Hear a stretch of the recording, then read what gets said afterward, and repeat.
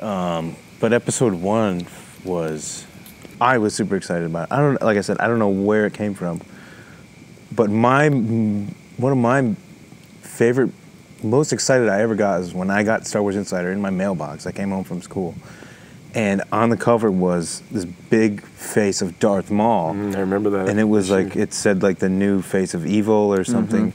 And I don't know why I got so excited. Like, I was like super excited. Everything, muscle in my body was just like, and I told my older brother, like, oh, did you see this? It's Darth Maul. Like, I don't know anything about him. Nobody still knows anything about him, really. But, you know what I mean? Like, it was just, I don't even know what it is. This scary face. It was just something that was like, jumped out at me. This is actually a new Star Wars character. Yeah, I think it was like something. And it hit home with me. And I was like, I'm in.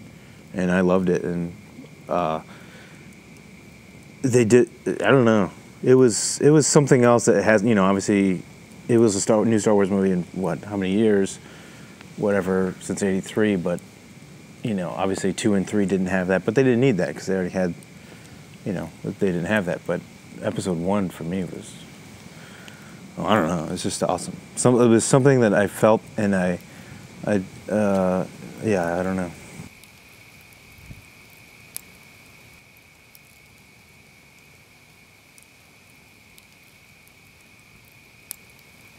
The whole time, I think we kind of knew there was episode 1 was coming, and they were working on it. And I don't remember the first moment that I heard that they're actually doing it. I really don't. Wow. I know it was when. It was when the special editions though were. It was in that era. Right. Because I don't know if it was before that or during that or just after. I think it was before it.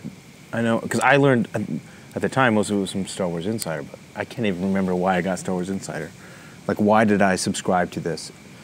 I don't know. I can't, I don't have that memory of when I was like, oh, you were picking up Chevy trucks and another issue got stuck behind it, and you're like, oh, Star Wars Insider. Yeah, I don't know, because my friend Adam Euchre, he was into it, like, as a kid, more than I was. I was like, oh, yeah, I watched it with my family, but he was into it, and I was like, oh, geez, you like Star Wars. I don't know why I had that opinion, but then I caught the bug just out of the blue. Like I said, I can't pinpoint it, but...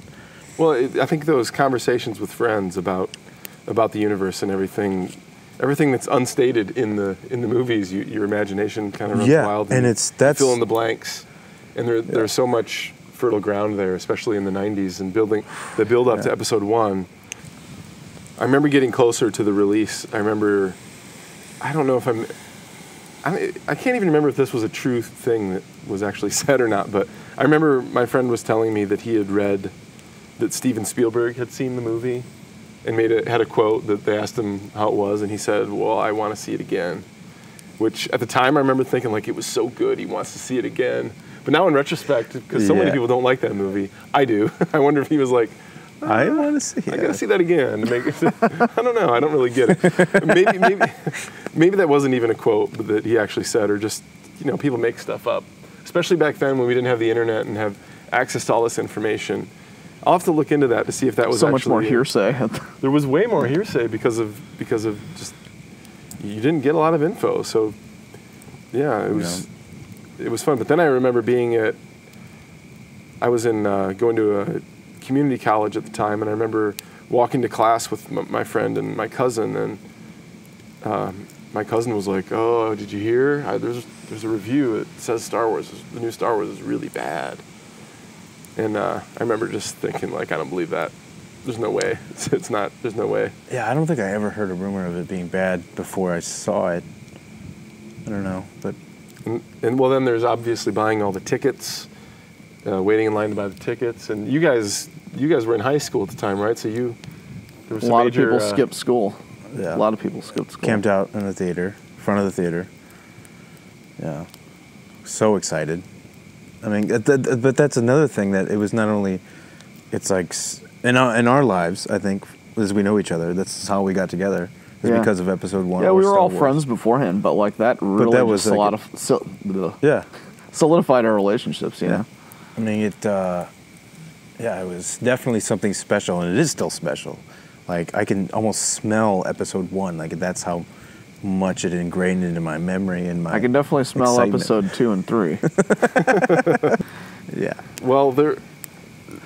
You know There what I was mean? the, Like, uh, it's like a flavor almost that you can, for me, because I was so enveloped in it. You know, I was just Well, so, and I saw that movie in the theater, 10 times or something like that. So Yeah.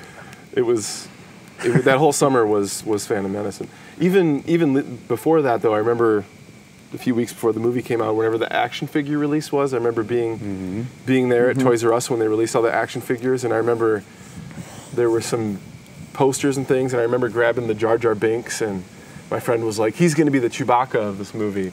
And I still remember my impression of what Jar Jar Binks was going to be was he would be silent, he wouldn't say much, he would make some weird noises, and kind of like a Chewbacca. A Chewbacca, yeah. He wouldn't really speak English, and Well, some of those things are correct. some of the... But, yeah, I do remember my thoughts about what that movie was going to be, and I remember there was a giant poster or cardboard cutout or something of Qui-Gon Jinn and Darth Maul in the desert, with the lightsaber duel. Oh yeah, that image is that they used to promote the movie is amazing because you're like, wait, lightsaber duel, finally. There's gonna be probably a prop. I mean, not a proper. No, but yeah, for sure. But Proper. a prime Jedi and Sith. You got a guy who's a half robot fighting a guy who hasn't done anything Exactly. but sit in the Right. desert for 30 years. I do remember thinking about that though before I think that was part of the conversation that all of our friends were having, that these were going to be Jedi, like when the Jedi were really there were many Jedi, not just like two Right. not fully trained or one not fully trained Jedi and then as you said, a crippled Jedi and an elderly Jedi. But it was also this was sort of the movie that sort of brought me into your group of friends too, because I was friends with John's wife, who now wife, then shortly after girlfriend, but I was friends with her. She had gotten tickets through you guys that I think we went. For you? Well, I think her and Kara. yeah, maybe. I think it was that she got my ticket because I remember going to stand in line, but then I had to take a final exam. So I went to stand in line for hours, and I knew the whole time that I couldn't be there the whole time, but I wanted to go stand in line anyway. Yeah. Because they released the tickets, a week or two before the movie? And then eventually I think that she had gotten the tickets for the 1201 release that I used. I think if I'm remembering that right. Maybe another friend of mine, Jeff did, but either way, I mean, that all eventually brought together us because we were all Star Wars fans, and the subsequent years after that were all about Star Wars and the build-up to the other prequel movies, and before that, discussions of Phantom Menace. And after that, discussions of Phantom Menace. Right. My last memory from before seeing the Phantom Menace was being outside the movie theater in line, and the television crew interviewed the guy ahead of me in line, and he was a teacher at the high school that I went to. I wasn't in high school at the time, but I remember they asked him why he liked Star Wars, and he told this story, and he said in 1977 I just went to the theater on a whim to see this movie I'd never heard of, and it got over with, and I left the theater, went and got my wife. We drove back to the movie theater. I said, "We got to see that. You got to see this movie." We watched the movie together. I saw it for the second time the first day. Right. After that was over, I think I went again the next day. He's like, "I've just been hooked on Star Wars ever since." And I just that excitement of being in line, and you're surrounded by people who absolutely love Star Wars. And Well, this nobody guy really was, knew what to expect either. It was right. we had glimpses into it, but which obviously I think let down a lot of people in the long term. But I don't remember anybody being let down when we left that theater. not that initially, night, though. no. And I remember everybody being very excited. I remember the feeling being very positive. And to be honest, the reviews were not overwhelmingly bad. The reviews were pretty good for that movie for the longest time.